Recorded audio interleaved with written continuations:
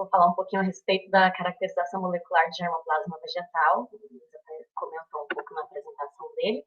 Então, basicamente, a caracterização de germoplasma, ela tem várias finalidades. Então, ela vai tanto observar, mensurar e documentar as características das plantas, além de identificar e separar geneticamente os acessos que compõem uma coleção de germoplasma, vai fomentar um catálogo de descritores desses acessos com informações biológicas que sejam importantes para esse manejo, para essa gestão da coleção, e além disso, tem a finalidade também de estimular a utilização desses acessos no melhoramento genético de plantas ou diretamente na agricultura.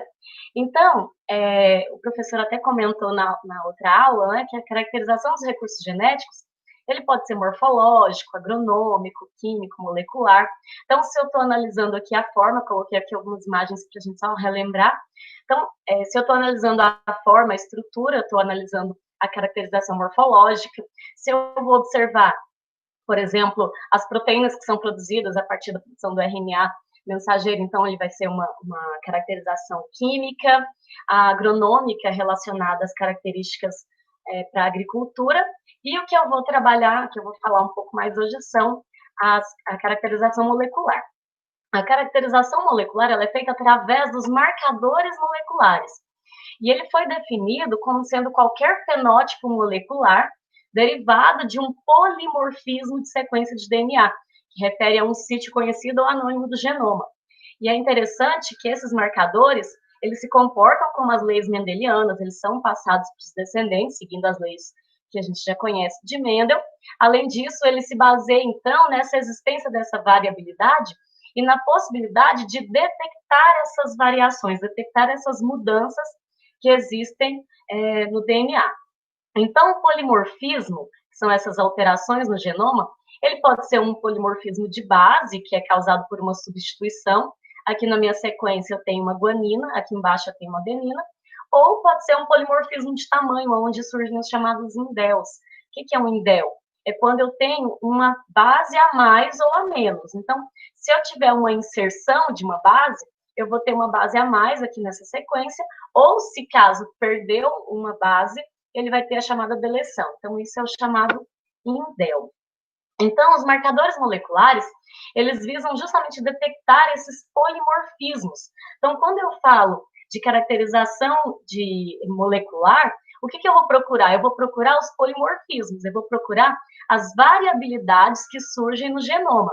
E essas variabilidades, elas surgem através de mutações, de alterações no DNA e que são passadas para os descendentes. Então, aqui eu tenho um exemplo de um conjunto que é monomórfico, todos têm as mesmas características genotípicas, e aqui um conjunto polimórfico, onde ele vai ter essas características diferentes, e é isso justamente que ele busca identificar. Então, qual é a função de estudar esses marcadores moleculares?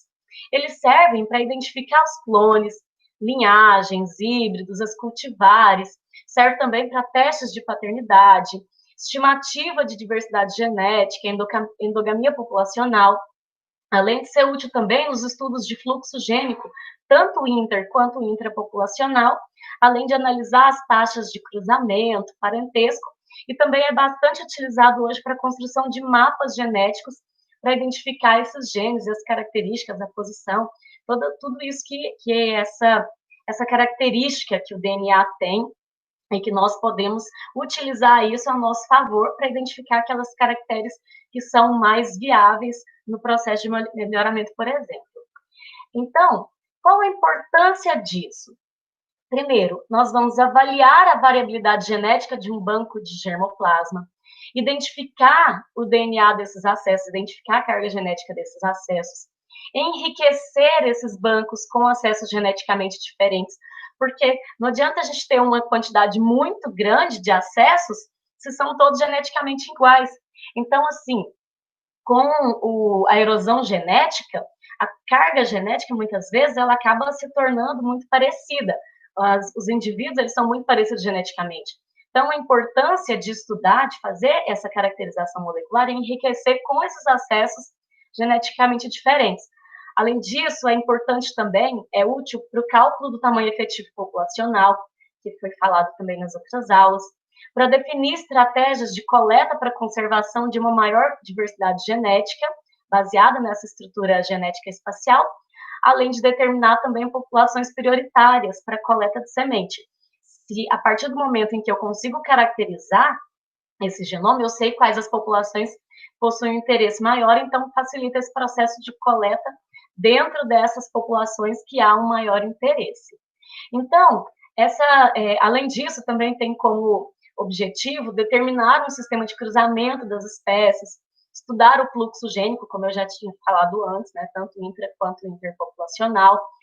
O estudo do FST também, definir estratégias de conservação in situ, baseado nessa estrutura genética, nessa diferenciação genética entre as populações, definir estratégias de coleta para conservação de uma maior diversidade genética, baseado nessas estruturas espaciais da população, subsidiar estratégias de manejo com base nessa distribuição da diversidade, além da formação também de coleções nucleares, que é um suporte para os programas de melhoramento genético, seleção assistida por marcadores. Então, todas essas que eu comentei agora são funções, são objetivos de estudar esses marcadores, de criar essa caracterização, para que a gente possa, então, ter um uso melhor desse material que é armazenado nesses bancos de germoplasma. Então, para ter um uso mais eficiente, não ter um acúmulo muito grande de espécies com a mesma característica genética, de ter uma maior variabilidade. Então, isso acaba fazendo com que seja mais eficiente a forma como vai ser feito esse armazenamento destes materiais. Então, quais são as características desses marcadores? Eles são obtidos em grande quantidade, são vários locos, são polimórficos, são passíveis de análise simples, rápida, em grande escala. Muitos deles apresentam baixo custo por dado gerado, porque são obtidos através de eletroforese. Tem comportamento mendeliano, né, como eu tinha dito antes, ele é transmitido entre as gerações. Os marcadores, eles estão distribuídos em todo o genoma, são tipicamente neutros, não tendo vantagem adaptativa, exceto dos SNPs, e não sofrem efeito ambiental.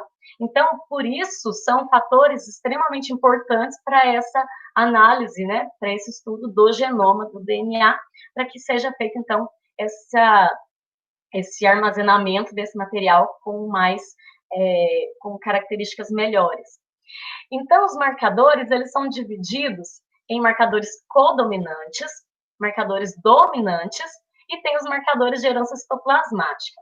A diferença é que os marcadores codominantes, ele consegue detectar aqui a diferença entre um homozigoto e um heterozigoto. Já os marcadores dominantes, não. Ele não vai conseguir determinar se o indivíduo ele é dominante ou recessivo, ou heterozigoto, perdão.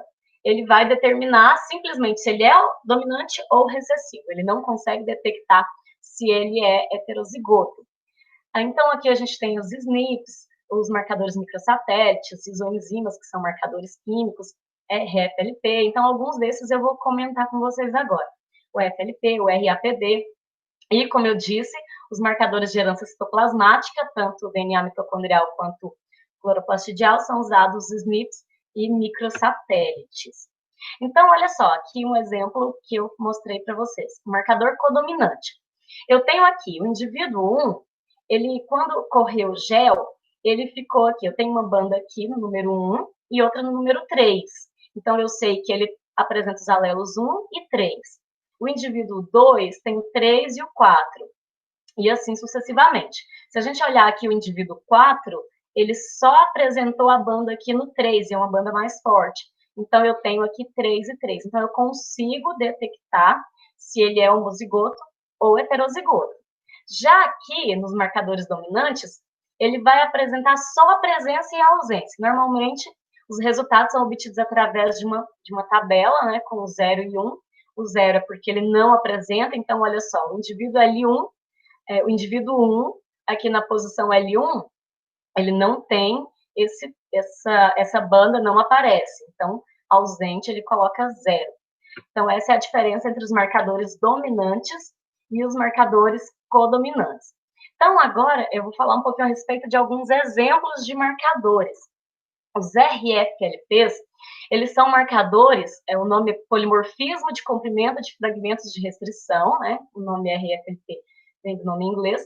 Ele é um marcador codominante, isso significa que eu consigo determinar se ele é homozigoto ou heterozigoto, e ele está baseado na digestão enzimática através da enzima de restrição, e depois ele sofre, então, um processo de hibridação com sondas, deixa eu mostrar aqui para vocês, aonde ele vai marcar as regiões, então, e vai determinar se ele é homozigoto, heterozigoto ou recessivo.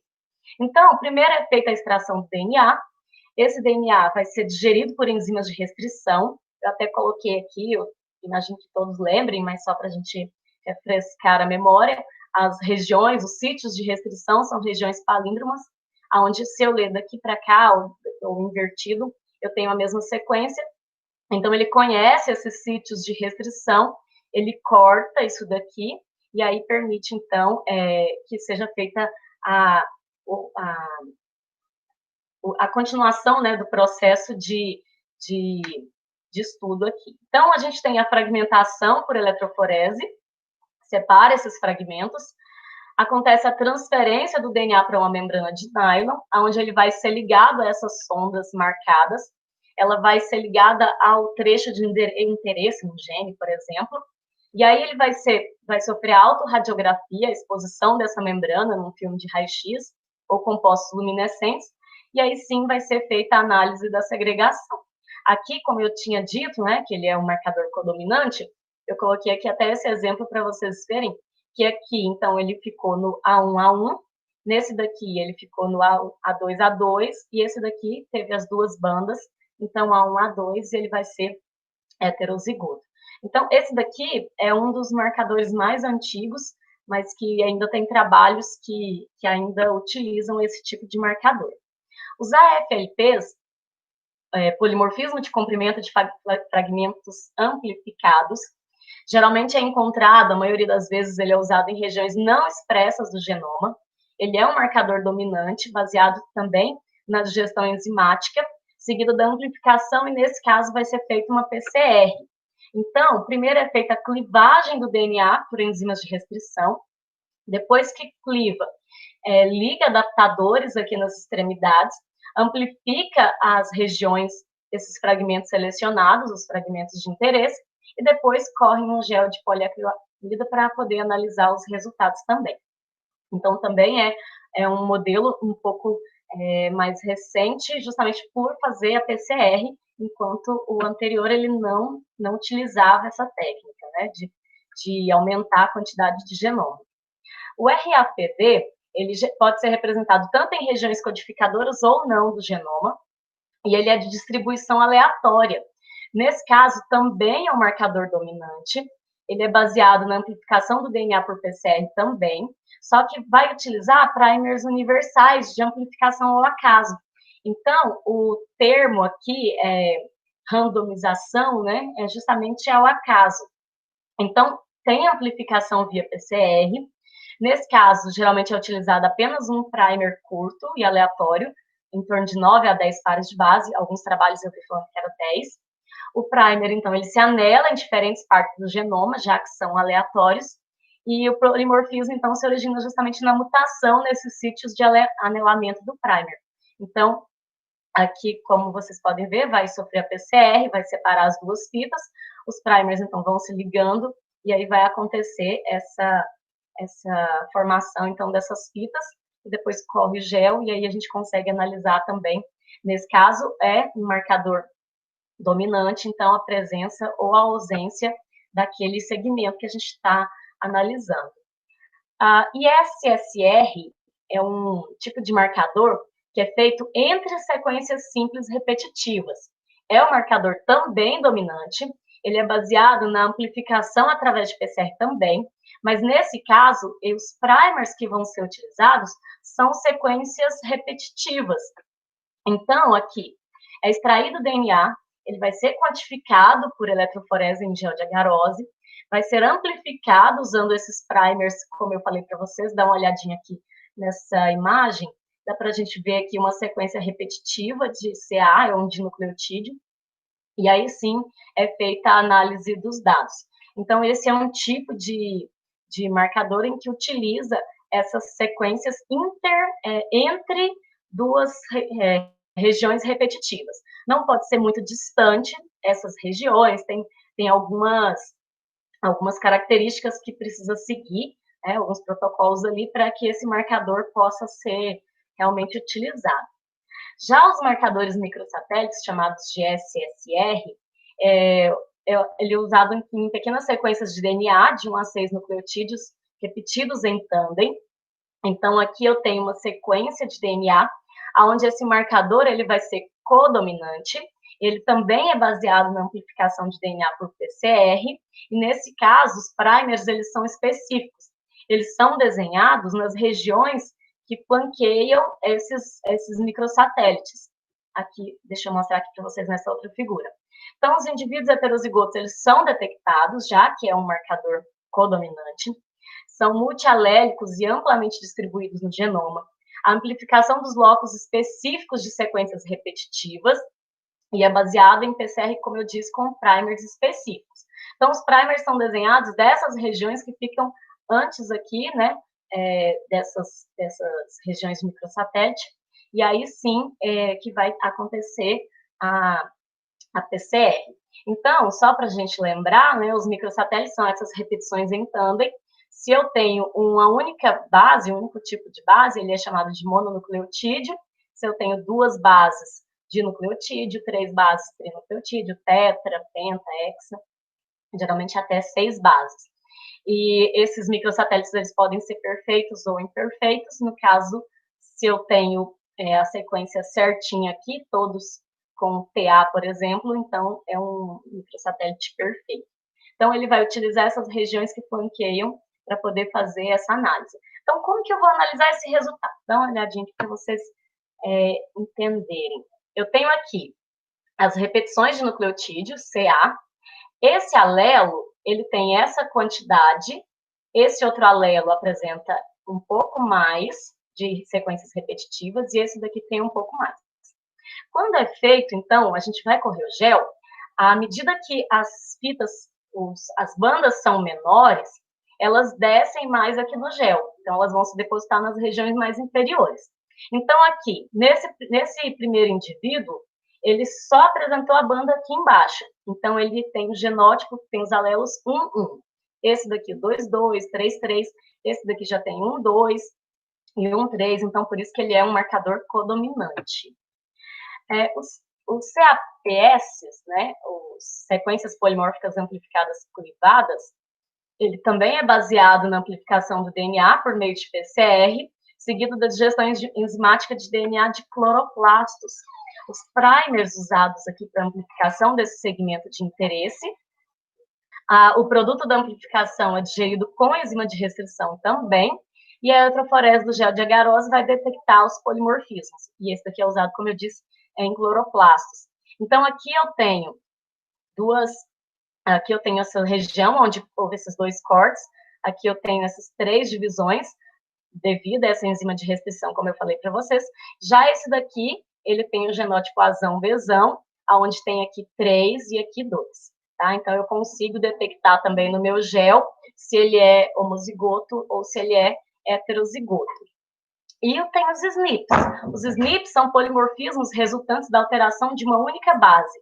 Então, aqui eu tenho uma adenina e uma timina, na outra fita eu tenho uma timina. Então, é uma substituição, ou aqui eu tenho uma guanina e aqui eu não tenho uma base, eu tenho uma deleção, que é o caso do indel, que eu comentei com vocês. Então, o marcador é um marcador também codominante, baseado na amplificação de DNA ou cDNA, que é o produto ali do RNA mensageiro, através da PCR e seguida de um sequenciamento. Quais são as vantagens de utilizar os SNPs?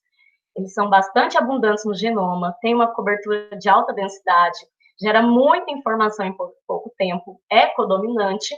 A desvantagem é o custo total que é elevado. Ele é barato por base, se a gente analisar por base, mas quando analisa o sequenciamento total, ele acaba ficando elevado.